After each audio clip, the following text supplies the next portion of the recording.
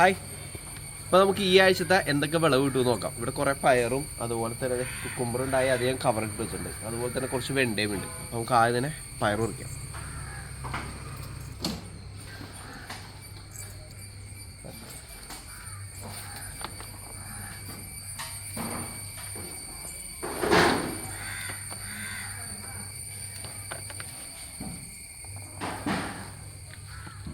എല്ലായിടത്തും നിർത്തിക്കും.